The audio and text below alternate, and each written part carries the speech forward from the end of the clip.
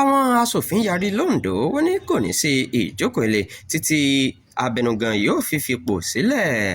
agbẹnusọ fún ìgbìmọ̀ aṣòfin ìpínlẹ̀ Ondo Ọlátúnjí Ìfábíyì ti sọ pé ilé aṣòfin kò ní jókòó fún ìpàdé kankan títí di ìgbà tí abẹnugan ilé Ọlámídé Ọládìjì yóò fi ipò rẹ̀ sílẹ̀. Ìfábíyì sọ èyí nínú ìfọ̀rọ̀wánilẹ́nuwò kan pẹ̀lú àwọn oníròyìn nílùú Àkúrẹ́. Ó tún fi ìdí rẹ̀ múlẹ̀ pé ọ̀pọ̀lọpọ̀ àwọn ọmọ ilé aṣòfin ló fẹ́ kí wọ́n yọ abẹnugan náà kúrò nípò.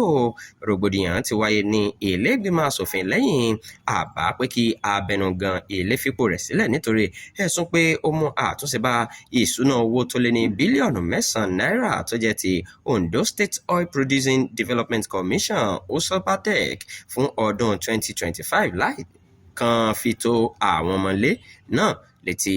Ìròyìn pé ọmọ ilé aṣòfin 21 nínú 26 ti fọwọ́ sí ìpinnu pé kí wọ́n yọ abẹnugan kúrò nípò rẹ̀ bí kò bá fi ipò sílẹ̀ jẹ́jẹ́.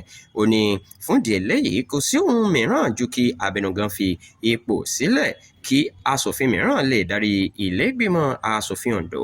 Tí kò bá fipò sílẹ̀, wọ́n ní àwọn yóò yọ kúrò nípò.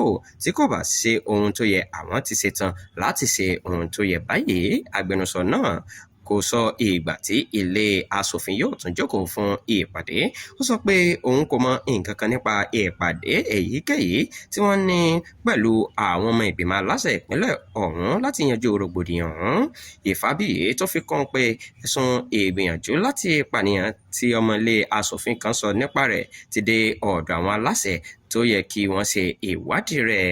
Ṣùgbọ́n ọ̀kan nínú àwọn àgbà òṣìṣẹ́ ilé ìgbìmọ̀ aṣòfin tí kò fẹ́ kí wọ́n dárúkọ rẹ̀ sọ pé ìgbìmọ̀ aláṣẹ ìpínlẹ̀ Ondo ti dá sí ọ̀rọ̀ náà. Ó ní ìpàdé àlàáfíà wáyé ní ọjọ́ Àìkú tó kọjá pẹ̀lú ìgbìmọ̀ aláṣẹ, ṣùgbọ́n wọn kò gbà wọ́n láàyè láti sọ àbájáde ìpàdé náà. Ó sọ síwájú pé òun kò fẹ́ jẹ́ ẹni àkọ́kọ́ tí yóò tako àdéhùn náà, ṣùgbọ́n òun lè sọ pé wọ́n ti yanjú ọ̀rọ̀ náà.